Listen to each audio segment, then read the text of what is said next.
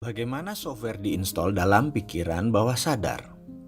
Video sebelum ini menjelaskan bagaimana software terpasang karena lingkungan, karena orang tua. Dan ada baiknya saya berikan satu contoh lagi bagaimana pikiran itu diinstal. Mengapa penting bagi saya untuk menjelaskan banyak-banyak dan pengulangan-pengulangan tentang software ini? Karena apapun yang bisa dipasang, itu bisa dibongkar. Jadi ketika Anda merasa diinstal sesuatu yang jelek, Anda ubah. Kalau Anda merasa tidak ada softwarenya, maka ada baiknya kita pasang software sesuai yang Anda butuhkan. Cara pasang orang tua ke anak, kita bisa beri contoh dengan ilustrasi sebagai berikut.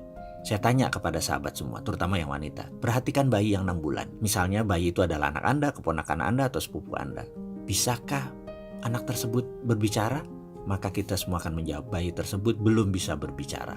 Komunikasi verbal bayi tersebut hanya menangis, diam, tersenyum, atau tertawa.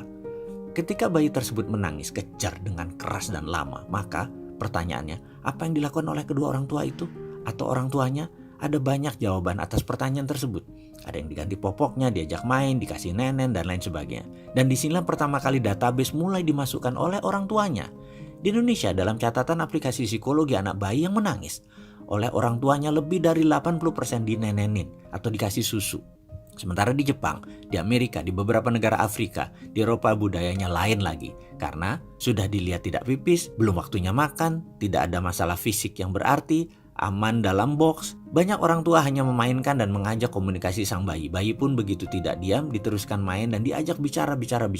Inilah yang kemudian hari di Indonesia banyak anak yang menggunakan tangisan sebagai senjata mempengaruhi orang tuanya. Karena tidak dibiasakannya negosiasi. Dibiasakan dituruti keinginannya, anak menjadi demanding, sangat banyak maunya. Ada lagi yang harus diperhatikan, ada software lain yang dipasang orang tua pada sang anak dengan ngegampangin dengan nenenin tadi. Pertanyaan, mengapa bayi tadi menangis? Kita bahas satu-satu kemungkinannya. Karena lapar, karena kepanasan, karena kedinginan, karena pipis, karena tidak nyaman, karena kesepian, karena mau main, dan lain sebagainya. Intinya karena komunikasi belum banyak vocabulary-nya, maka dia menangis. Sekali lagi menangis karena ada masalah. Ini kata kuncinya. Ada masalah. Disinilah software orang tua dipasang ke anak tersebut.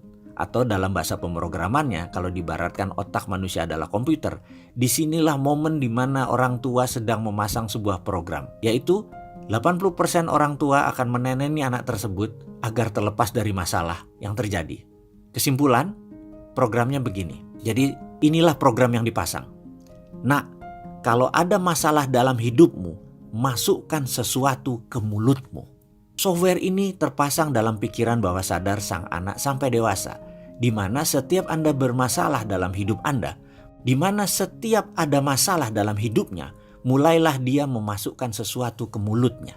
Baik itu makanan, minuman, rokok, gigit jari, gigit pensil, apapun dimasukkan ke mulutnya untuk tenang seperti nenen sang ibu.